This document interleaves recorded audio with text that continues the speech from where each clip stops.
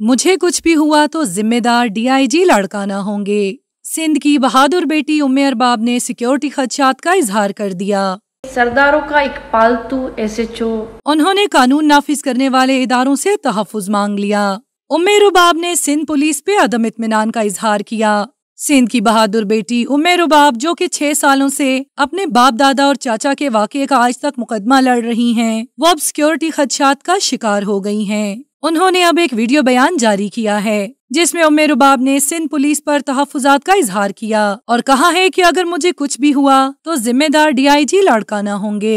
उम्मे रुबाब ने IG सिंध से तहफ्फुज और नोटिस लेने की अपील भी कर दी है। उन्होंने मजीद कहा कि उनको SHO कम्बर की तैनाती पर शदीद एतराज है। उन्होंने मुतालबा किया है कि SHO कम्बर की तैनाती पर तहकीक करके हमारे तहफ्फुजात को दूर किया जाए। उन्होंने दावा किया है कि मुकदमे में नामजद सरदार अली खान पुलिस पोस्टिंग में असरअंदाज हो रहे हैं। उन्होंने पहले भी मुल्जिम अली गौहर के बेटे को SHO कम्बर तैनात करवाया। इसके अलावा पहले भी एक नामजद मुल्जिम SHO को सरदार चांडियों ने तैनात कराया था। यही वजह है कि हमें इन पोस्टिंग्स पे शदीद इख्तिलाफात हैं। उम्मे रुबाब का कहना है कि मेरे वालिद को इसलिए निशाना बनाया गया कि वो जागिराना निजाम के खिलाफ बोलते थे। इससे पहले भी उम्मे रुबाब ने एक इंटरव्यू में इंकिशाफ किया था कि SSP कहते हैं कि उनके ऊपर उम्मे रुबाब और उनकी फैमिली के खिलाफ झूठे मुकदमे दर्ज करने का सिंध हुकूमत की तरफ से प्रेशर है। इसके अलावा कुछ अरसा कबल उम्मे रुबाब ने ये भी दावा किया था कि पुलिस मुकदमे में नामजद मुल्जिमान जो कि MPA हैं और उन पर फर्द जुर्म भी आयद हो चुकी है, उनको पुलिस फुल प्रोटोकॉल दे रही है।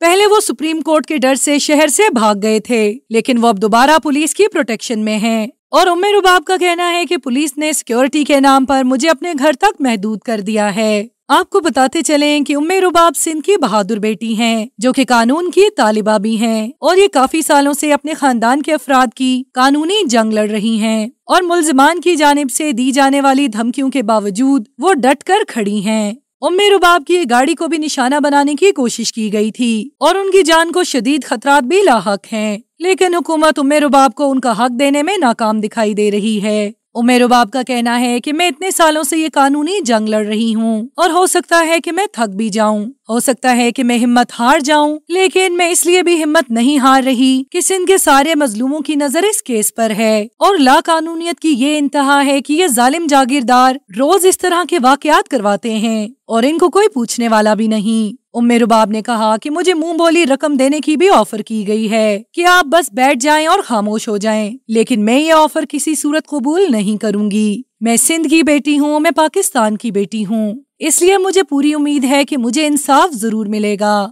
मैं बार बार चीफ जस्टिस ऑफ पाकिस्तान और आर्मी चीफ से रिक्वेस्ट कर चुकी हूँ कि आप इस केस में मुदाखलत करें और मुझे इंसाफ दिलाएं। उनका कहना था कि वो इंसाफ की खातिर हर किस्म की कुर्बानी देने के लिए तैयार हैं।